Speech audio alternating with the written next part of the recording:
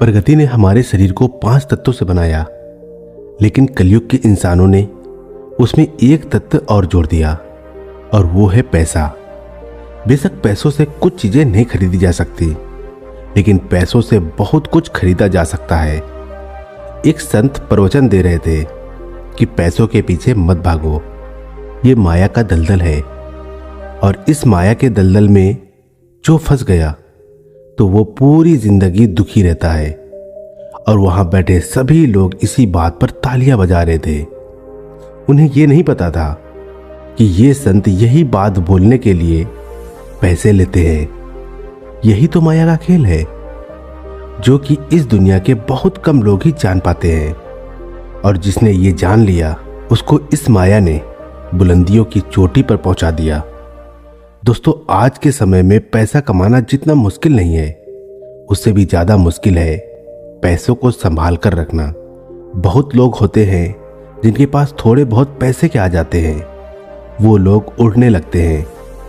वो लोग पैसों का नियम नहीं जानते हैं। आपने ध्यान दिया होगा कि सरस्वती की तस्वीर हमेशा बैठी हुई होती है और लक्ष्मी की तस्वीर खड़ी रहती है। सरस्वती ये कहती है कि मैं जल्दी आऊंगी नहीं, और यदि मैं आ गई तो मैं वापस जाऊंगी नहीं, क्योंकि ज्ञान इतनी आसानी से अर्जित नहीं कर सकते। और यदि हमने एक बार किसी ज्ञान को अर्जित कर लिया तो वो ज्ञान हमसे कोई भी नहीं छीन सकता। लेकिन लक्ष्मी का ये नियम होता है कि वो जल्दी आ भी जाती है तो जल्दी चली भी जाती है। यदि किसी इंसान को सही तरीके से रखना नहीं आया तो लक्ष्मी बहुत ही जल्दी उस घर से निकल भी जाती है। आज की इस कहानी के अंदर मैं आप लोगों को 6 ऐसे खर्च बताऊंगा जिसे आपको आज और अभी से ही बंद कर देना चाहिए, तो ही आप पैसों के सही नियम को समझ पाएंगे।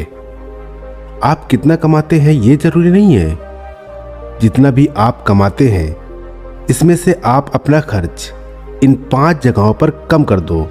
धीरे धीरे आपके घर में धन रुकना शुरू हो जाएगा।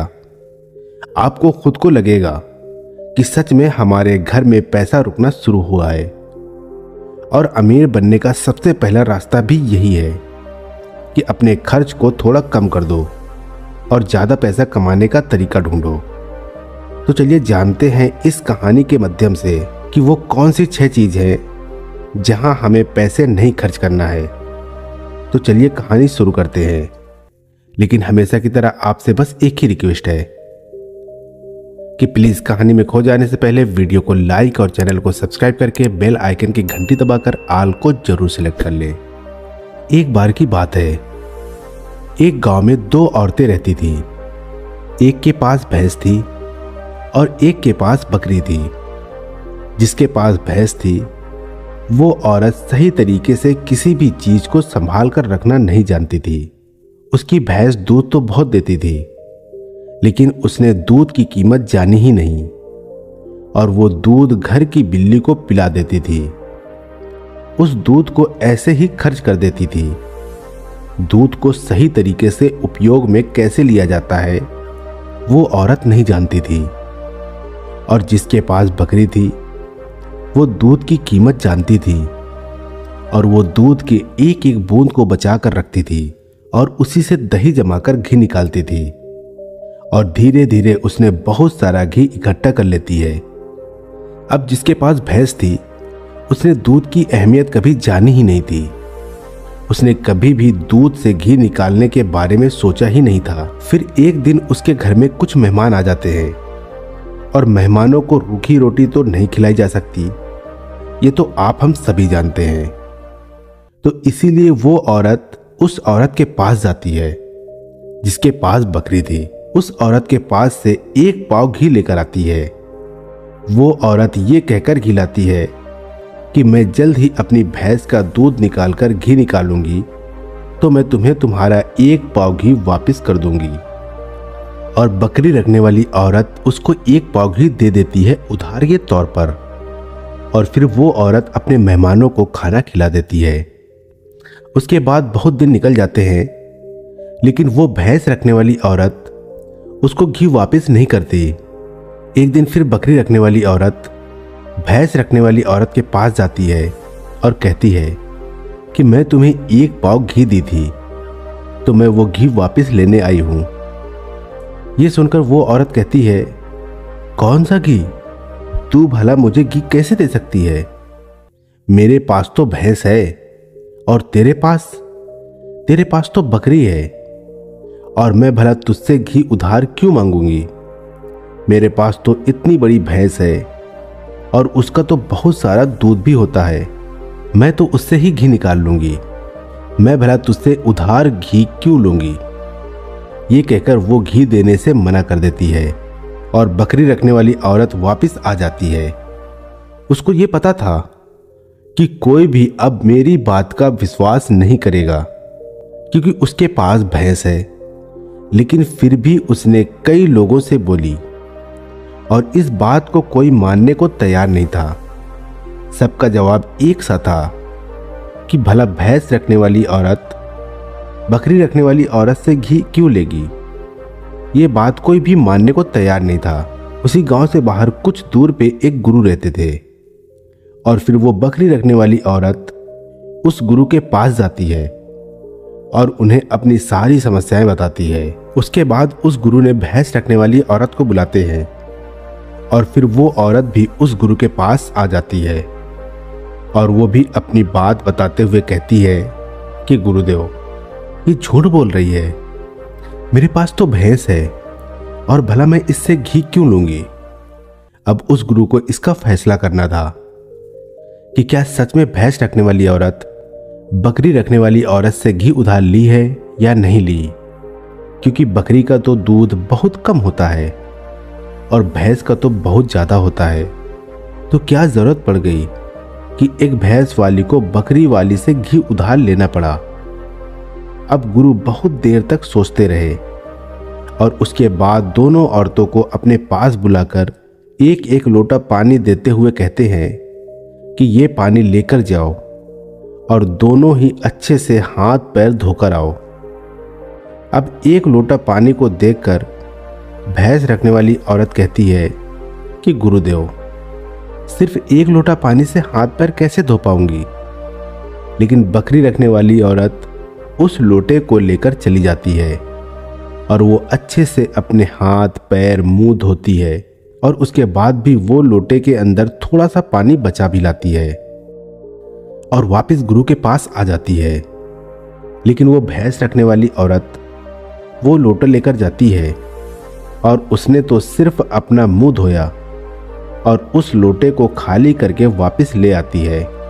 जैसे ही वापस लाकर दोनों लोटा रखा जाता है, तभी वो गुरु कहते हैं कि भैंस रखने वाली औरत ने बकरी रखने वाली औरत से घी ली थी और उसे घी वापस करना चाहिए।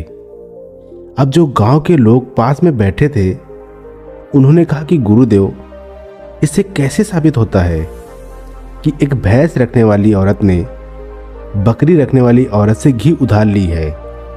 उसके बाद गुरु कहते हैं कि जरा इन लोटों पर ध्यान दो। इस औरत ने लोटे में इतना पानी बचा भी लाई और हाथ पैर मुंह सब धो भी ली। ये होती है किसी भी चीज की कीमत को समझना। और दूसरी औरत ने सिर्फ मुंह धुलकर ही लोटे का सारा पानी खत्म कर दी, क्योंकि उसको इस पानी की कीमत नहीं पता थी।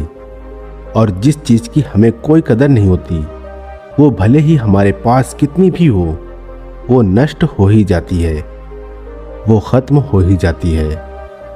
और यदि हमारे पास कोई भी चीज कम है और यदि हम उसको सही तरीके से इस्तेमाल में लेते हैं और उसकी कीमत को जानते हैं, तो जरूर उससे हम फायदा उठा सकते हैं। जैसे कि बकरी रखने वाली औरत ने थोड़ा थोड़ा दूध बचाकर उससे मक्खन निकाली और उससे घी बनाई, और भैंस रखने वाली औरत को दूध की कदर नहीं थी, इसीलिए इतना दूध होने के बावजूद भी उसके घर में मेहमानों के लिए घी नहीं था। ये बात सत्य है। उसके बाद भैंस रखने वाली औरत उस गुरु के चरणों में गिर पड़ती है और कहती है, महाराज, मुझे क्षमा कर दीजिए, मैं अभी घर जाकर इसको 1 पाव घी वापस दे दूंगी। उसके बाद वो गुरु कहते हैं कि बूंद बूंद से घड़ा भरता है, हमारे पूर्वज ने ये कहावत यूं ही नहीं बनाई। हमारी छोटी छोटी बचत हमारे भविष्य में एक बड़ा लाभ बनकर हमें मिलती है, और ये बात बहुत ही कम लोग जान पाते हैं। और यही बात हमारे घर में लक्ष्मी पर भी लागू होती है। यदि हम लक्ष्मी को थोड़ा थोड़ा करके बचाएंगे तो वही लक्ष्मी हमें भविष्य में एक बड़ा लाभ बनकर मिलेगी। तो दोस्तों, कहानी तो आपको समझ में आ गई होगी। तो आइए अब जानते हैं वो 6 खर्चों के बारे में जो हमें आज से ही बंद कर देनी चाहिए। सबसे पहला खर्च है दिखावे का खर्च। आपके पड़ोस में किसी ने बड़ी कार ले ली तो अब आपके मन में जलन होने लगी है कि मुझे भी जल्द ही कार लेनी है, और यही दिखावे का खर्च आपको पूरी उम्र गरीब बना के रखता है। दोस्तों, हम में से ऐसे बहुत से लोग होते हैं जो सिर्फ दिखावे के चक्कर में ही बहुत सा ऐसा सामान उठा लाते हैं जिससे कि दूसरों के सामने सिर्फ अपना रुतबा बढ़ाने के लिए गाड़ी ले लेना, महंगे जेवर ले लेना, महंगे मोबाइल ले लेना, या फिर कोई ऐसी महंगी चीज खरीद लेना जिसकी हमें हमारी जिंदगी में कोई जरूरत भी नहीं होती।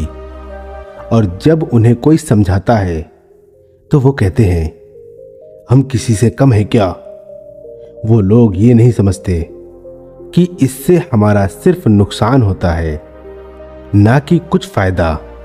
यदि आपको सच में अमीरी के रास्ते पर चलना है तो ये सारे खर्च सबसे पहले आपको बंद करना होगा और वही पैसा कहीं इन्वेस्ट करना सीखना होगा। मैं ये नहीं कहता कि आप अपने शौक ना पूरे करें। मेरे कहने का मतलब ये है कि जिस चीज की आपको जरूरत है बस आप वही लो। किसी को देखकर कोई सामान बिल्कुल ना लो। दूसरी बात है स्कीमों से दूर रहना। अपने सामान की बिक्री बढ़ाने के लिए अलग अलग ब्रांड की जो कंपनियां होती हैं वो लुभाने की स्कीम लाती हैं, लेकिन ये उनकी मार्केटिंग करने की रणनीति होती है जो हम लोग समझ नहीं पाते। और बहुत सारे लोग अलग अलग स्कीम के चक्कर में आकर वो चीज भी खरीद लेते हैं जिसकी उन्हें बिल्कुल जरूरत भी नहीं होती। यदि हम मार्केट में जाते हैं और हमें पता चलता है कि 50% के डिस्काउंट के अंदर घड़ी मिल रही है, बल्कि हमारे पास तो 2-4 घड़ी घर में पड़ी हुई है, लेकिन फिर भी हम उस घड़ी को खरीद लाते हैं। हम लोग ये नहीं समझते कि ये सब मार्केटिंग करने की रणनीति होती है। इससे हमें फायदा नहीं होता बल्कि कंपनी को ही फायदा होता है। इसीलिए ऐसे शौक कभी ना पाले, क्योंकि यही गरीब होने का सबसे बड़ा कारण होता है।